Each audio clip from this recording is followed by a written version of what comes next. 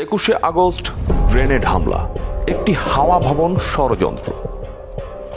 14ই August 2004 হাওয়া ভবনে বৈঠকে উপস্থিত ছিল তারেক রহমান, বিএনপি সরকারের স্বরাষ্ট্র প্রতিমন্ত্রী লুৎফুজ্জামান বাবর, বঙ্গবন্ধুর খুনি মেজর নূর, জামায়াতে ইসলামের সাধারণ সম্পাদক আলী আহসান মুজাহিদ, খালেদা জিয়ার রাজনৈতিক উপদেষ্টা হারিস চৌধুরী, বিএনপি সরকারের উপমন্ত্রী আব্দুস সালাম পিন্টু, হরকাতুল জিহাদের নেতা মুফতি হান্নান তাজউদ্দিন।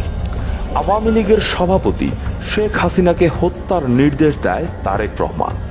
আইন শৃঙ্খলা রক্ষাকারী বাহিনী ও গোয়েন্দা সংস্থাগুলো সাহায্য করবে তারেকের নিশ্চয়তা। 16ই আগস্ট মিন্টু রোডে বাবরের বাসায় বৈঠক, পূর্ণাঙ্গ পরিকল্পনা তৈরি, আক্রমণের সিদ্ধান্ত গ্রহণ।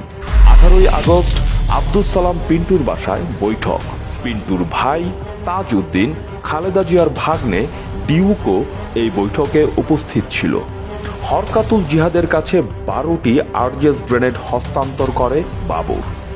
21শে আগস্ট বঙ্গবন্ধু এভিনিউতে দলীয় কার্যালয়ের সামনে আওয়ামী লীগের সন্ত্রাস বিরোধী জনসভায় হরকাতুল জিহাদের গ্রেনেড হামলা, দলের 26 জন নেতাকর্মী নিহত হন।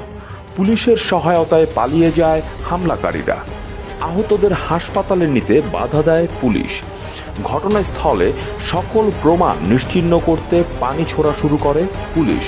অতঃপর আব্দুস সালাম পিন্টুর ভাই হামলার মূল হোতা তাজউদ্দিনকে গোয়েন্দা সংস্থার সহায়তায় পাকিস্তান পাঠিয়ে দেয় তারেক রহমান ও খালেদা জিয়ার ভাগ্নে ডিউক।